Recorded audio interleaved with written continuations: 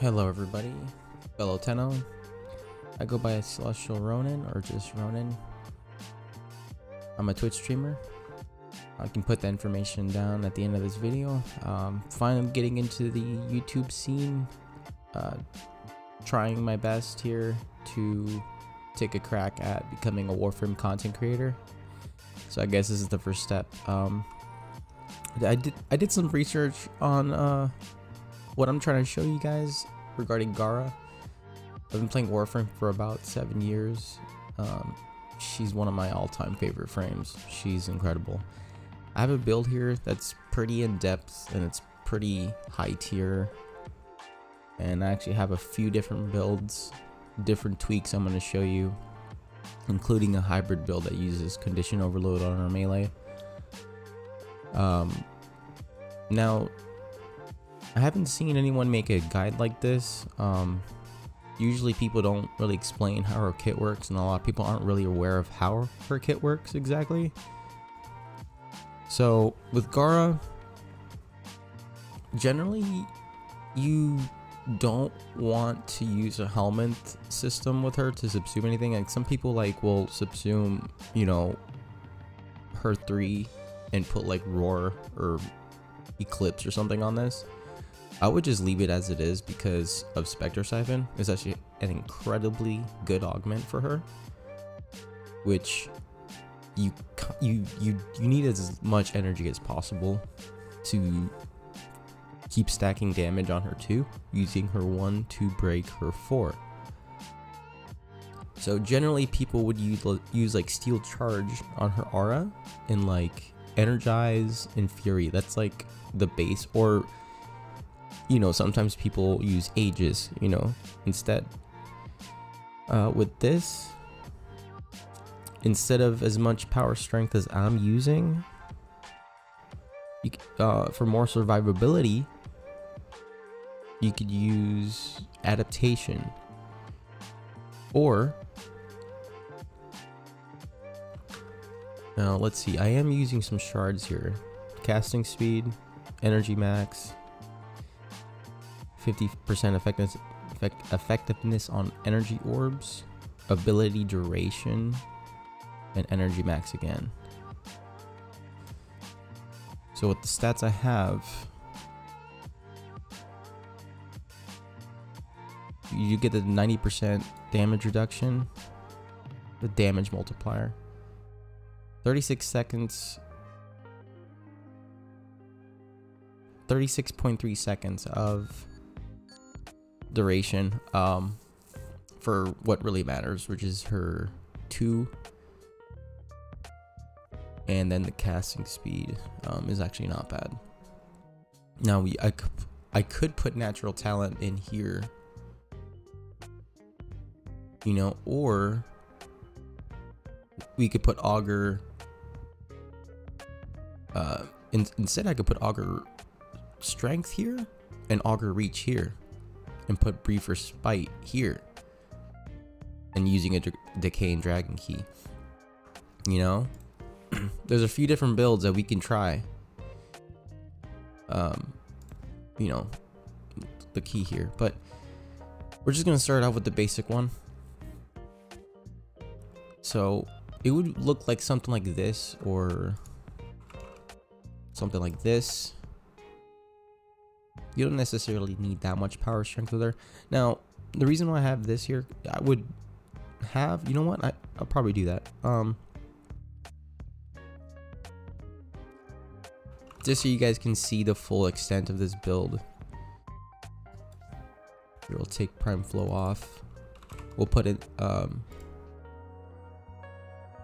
Umbral Intensify in there, and then just regular flow, for testing purposes, right? 243% power strength on this build currently. So check this out. We're also using Matter Eye because of Void Strike. We're actually going to use this to help stack damage on her too. Excuse me. So let's go to the Simulacrum real quick.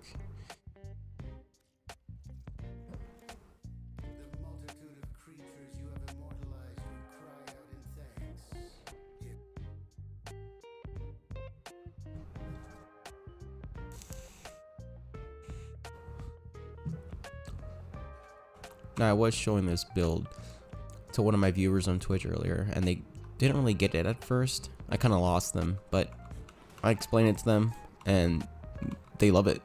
They, on their build with, I don't think they had a Riven at first. I think they were doing like 100 and almost 150 damage on their first break, on their first stack. This one's gonna do around 460,000 on the first break, maybe 500,000 damage, meaning in 2 or 3 breaks you're already at 1,000,000 damage per second, which I've never seen anyone with a build that actually does that until now. So this one again is a multi-leveled build, so it takes Gara and it goes 2 or 3 steps above that of the other basic standard builds that I've seen online today, as of January 25th 2023. All right, so we spawned level 175 Gok Sect officers. They have probably the most armor in the Grenier fleet there. So first step, if anything, so obviously you want your 2 up, right? Usually you aim to the ground so you don't accidentally cast it. Now you can cast it on your pet too, but usually you don't want to like be casting it like this, because you might cast on an enemy, which you can, but you want to cast on yourself first and your allies. Next step is build combo. Now as you can see, we can build it very fast. Step 3 would be you pop her 4, right? You go outside, make sure you still have the combo. Then you void sling, right? You get that power transfer. Now this is actually kind of a timing thing, so you got to do it kind of quickly. Void sling, wait for your energy to go up, pop it 1, and then pop your 1 on Gara.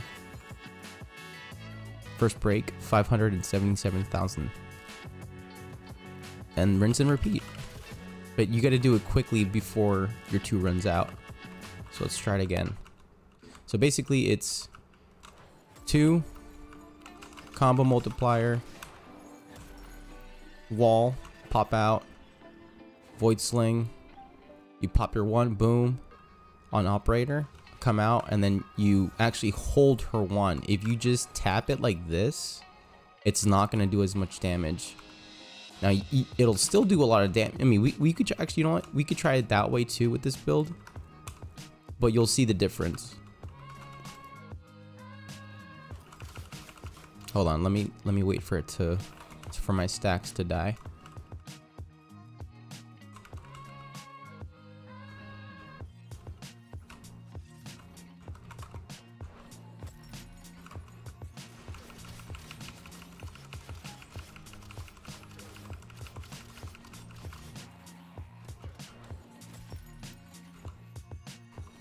Okay, ready? So combo 4, void sling 1, almost 500. The other one, the first one, now I don't know why, but it's a little consistent with the operator. Actually I did that wrong. I did it holding 1 instead of just tapping it. My bad.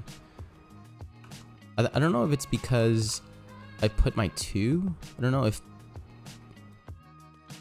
it stacks if you multicast on allies and pets and stuff. I don't know if that actually increases the damage per break. It may. I have to figure out what those variables are. Gara's a little weird the way you build her. Now on the melee, this is usually what you run. So this one has a Riven, you don't need one, but generally you're running, elemental damage mods and just damage. Now, you can see I'm running range and quickening. These are actually extremely important mods for this build, otherwise it won't work. Quickening, you could use Prime Fury or Berserker Fury, but the reason why I'm using this is because this, you just need 1. You don't need, Prime Fury and a combo duration mod like whoops, if I can type, like body count or gladiator rush or drifting contact, right? You can just keep stacking damage. So the reason for reach is, and a lot of people don't really realize this, but with this type of a build, you want your melee range to be greater than the radius of your Splinter Storm. So in that case, to ensure that my melee is or has a greater range than my radius, I put Prime Reach. Now, it could probably still work. Yeah, even with regular reach, I'm at 4, but it's cutting it close. And that is to ensure that you're able to build combo multiplier or even keep your combo multiplier throughout the entirety of your mission. So let's try this again. So we'll go pop our 2 on the pet, build a combo multiplier.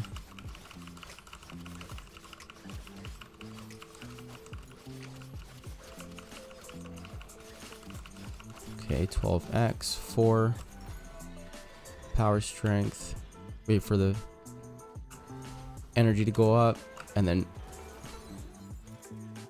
yeah, we're getting right around 500,000 damage per break. It's not too bad.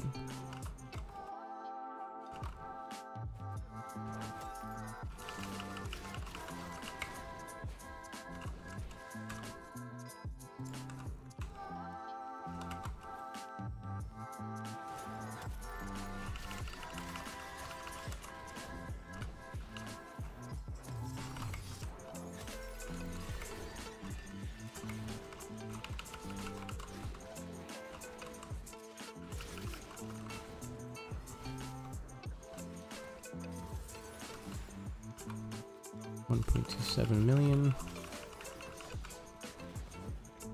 I mean, like, as you can see with this build, you can get to millions of damage per second very quickly, like literally within minutes.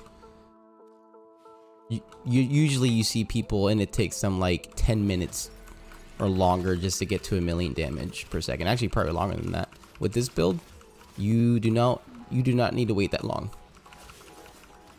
Stacks, the sheer amount of stacks you get is ridiculous. You're getting, you know, nearly 500,000 damage per second per stack.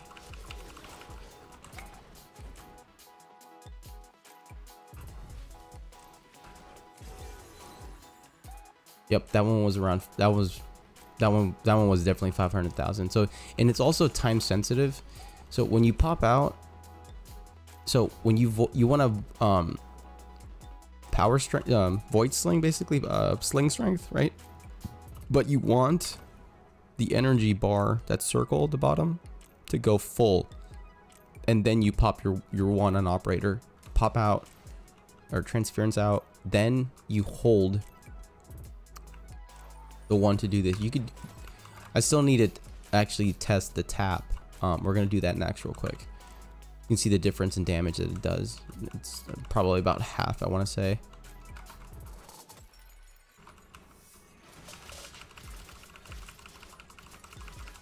Actually, you know what? And so right now this has Contagion, and you can do this. You can even do Contagion heavy attacks, like this, which does a bunch of damage too. Or you can even do this too. Check this out. You take this off, and then you go with Hunt, right? Which is actually really freaking good for her 3.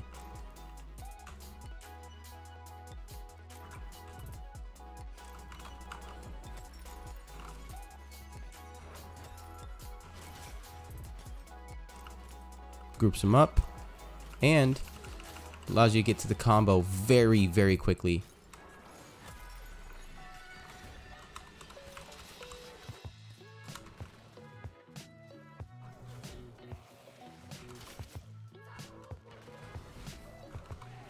I'm gonna just tap.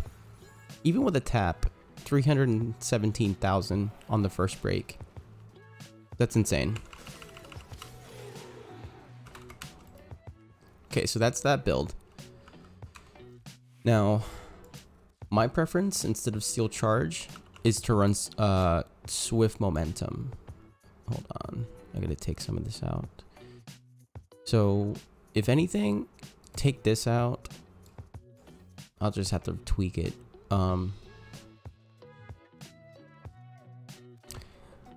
Now, we could stack just a bunch of casting speed. This actually might be better. So now we have plus 87.5 casting speed, which is ridiculous. So let's try this out. All right, here we go. So we're gonna simulate. Okay, here we go. 2, 3, slam. Bring them in. Boom, 12x instantly, almost. 4. Pop out. Sling strength. Wait for the energy go. Pop 1 on operator. And then hold 1. Damn. Still almost 500,000. That's great. Even without intensify. So we timed that really well. Okay, so that works pretty well.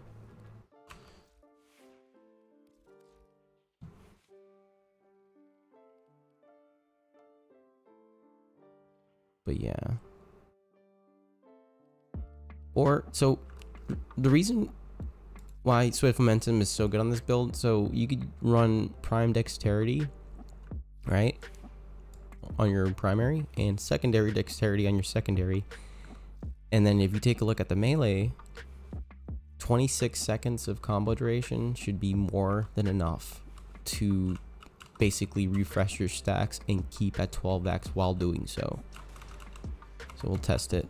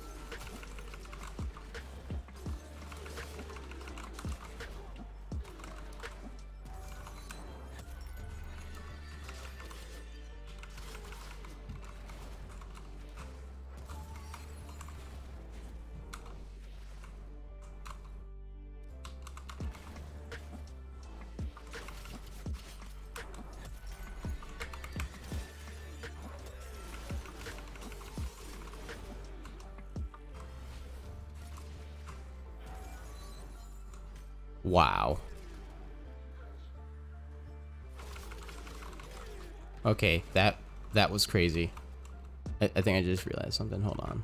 So apparently, if you group them up and then break when they're at the center, that was interesting.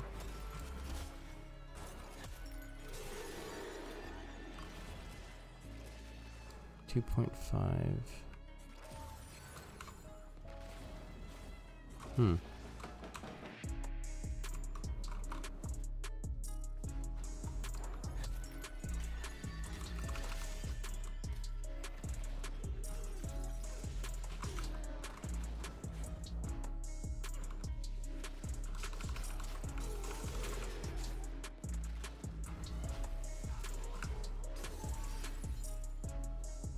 Yeah, so it's doing anywhere from about 450,000 to over 500,000 per break. That's not bad at all. All right, and then the next one is a tweak, right? Where instead of prime pressure point, now, to be honest, because of Exodia Hunt, we could actually probably take this off, but it's so good, might as well keep it on. So yeah, if you have a Riven, I would take this off, put conditional overload in, right? Keep corrosive, take out molten keep molten impact. Probably take out north wind and then put in weeping wounds. Or actually keep that in there, keep the cold in, and just use your primer like Nucor or Epitaph. So let's try this.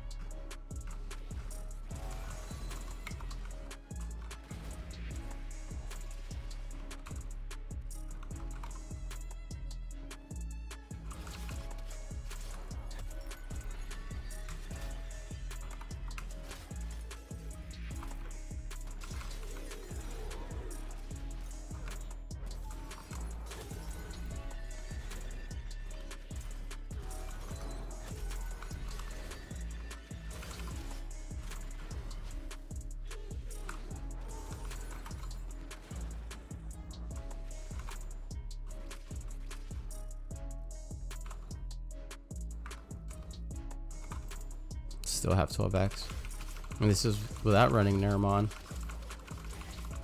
So you have the ability of Madarai for stacking damage.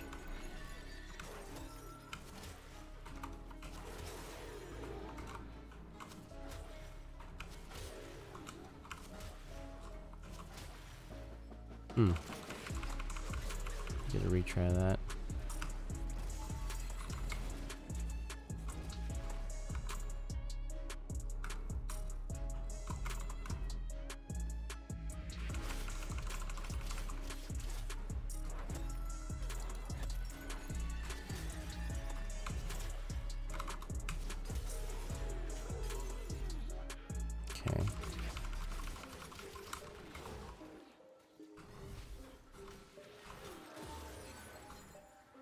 Okay, almost at 2 million. And then now let's start using condition overload. Like, let's say you have around 2 million damage per second, right? You're running around, priming your enemies. I mean, they pretty much insta die.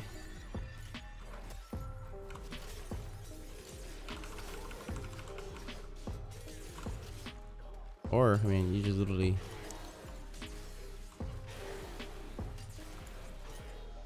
you just run into them and you just put a few stacks of viral on them as you barrel into them, and they're dead.